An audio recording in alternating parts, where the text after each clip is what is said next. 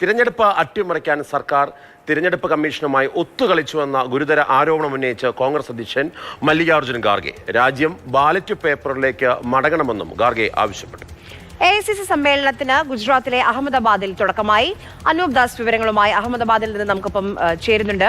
അനൂപ്, ഈ മഹാരാഷ്ട്ര തെരഞ്ഞെടുപ്പ് തോറ്റതിനു ശേഷവും ഖാർഗെ സമാനമായ പ്രതികരണം നടത്തിയിരുന്നു. ഇത് ഏറ്റെടുത്തുകൊണ്ട് ഈ ഒരു ബാലറ്റ് പേപ്പറിലേക്ക് തന്നെ രാജ്യം മടങ്ങണം, 2004 അതിന് മുൻപിലെ ആ സമയത്തിലേക്ക് മാറണം എന്നുള്ളതാണ് കോൺഗ്രസിന്റെ ആവശ്യം.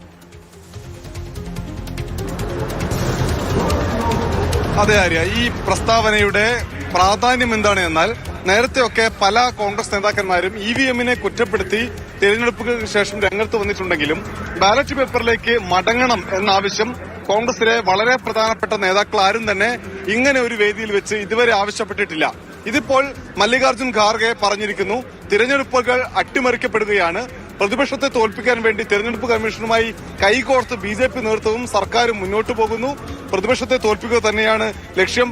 BJP വിജയം നേടുന്നത് തെറ്റായ വഴികളിലൂടെ എന്ന് പറയുന്നു. ഒപ്പം തന്നെ തിരഞ്ഞെടുപ്പ് കമ്മീഷനെ തന്നെ നിയന്ത്രിക്കുന്നത് BJP ആണ്, കേന്ദ്ര സർക്കാരാണ് എന്ന് അദ്ദേഹം ചൂണ്ടിക്കാണിക്കുന്നു. അതായത് EVM-കളിലൂടെ തിരഞ്ഞെടുപ്പ് അട്ടിമറി നടക്കുന്നു, അതിന് തിരഞ്ഞെടുപ്പ് കമ്മീഷനെ കരുവാക്കുന്നു. അതുകൊണ്ട് തന്നെ ബാലറ്റ് പേപ്പറിലേക്ക് പോകണമെന്ന ആവശ്യം ഔദ്യോഗികമായി കോൺഗ്രസിന്റെ അധ്യക്ഷൻ മുന്നോട്ട് വെച്ചിരിക്കുകയാണ്. ഇനിയുള്ള ദിവസങ്ങളിൽ ഒരുപക്ഷെ ഇന്ത്യ സഖ്യ നേതാക്കൾ ഇത് ഏറ്റെടുത്തേക്കാം. രാജ്യത്ത് ബാലറ്റ് പേപ്പറിലേക്ക് മടങ്ങിപ്പോകണമെന്ന ആവശ്യം ഔദ്യോഗികമായി തന്നെ എല്ലാ പാർട്ടികളും ഉന്നയിക്കാനുള്ള, പ്രതിപക്ഷത്തുള്ള പാർട്ടികൾ ഉന്നയിക്കാനുള്ള സാഹചര്യമാണ് ഇന്നിപ്പോൾ അഹമ്മദാബാദിലെ ഈ പ്രസ്താവനയിൽ നിന്ന് ഉരുത്തിരിഞ്ഞു വരുന്നത്. ശരി, അനൂപ് ദാസ് ആണ് വിവരങ്ങൾ നൽകിയത്.